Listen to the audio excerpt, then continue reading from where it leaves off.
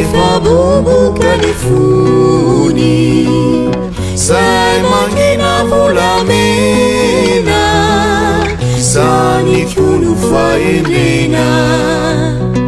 maherezare fizanonjany tany mihonona trany atrany fefanapetrany io tantara zay lazaretra tany afara sainga ambano fetra efa voasoratrany mitraka fizao reno ankasony tany any andro iray io avy amalifaly anao anome fity vaovao sompatroy anao kanefa ataovy an-tsaina fa tsy zay rehetra tenaina de ho tanteraka vokoa fa ao ny tsiary ao ny soa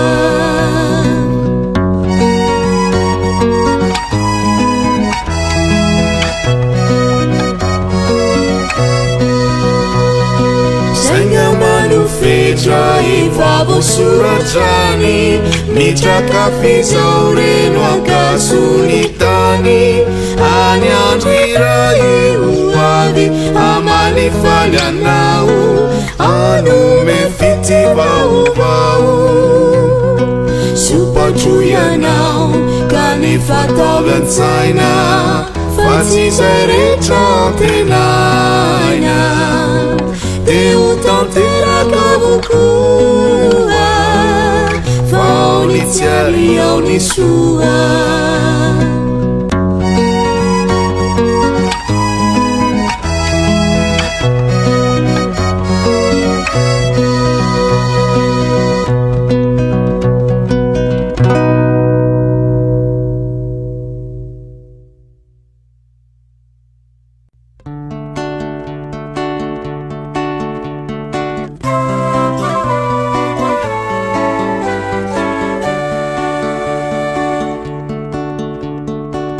olona maro dreo mitafatantara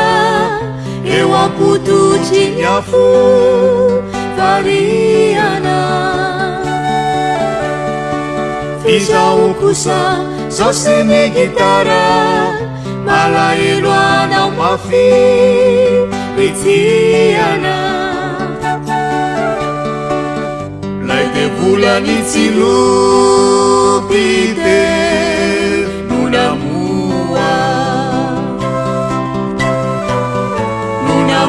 napatsiaro lasa taloha modia rehefa sasany any tsy tafandry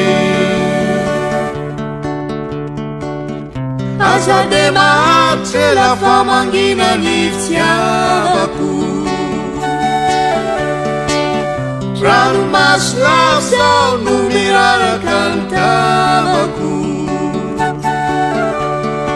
tsarovy tsara fa misy fetrany tany ko fangana saolay veriany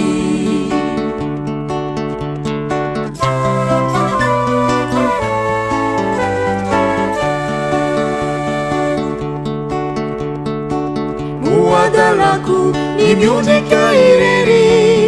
tsy matory lavisao maninanao fatanefa trotraka saina verivery zany reno miantsady atramizao aza de mahatry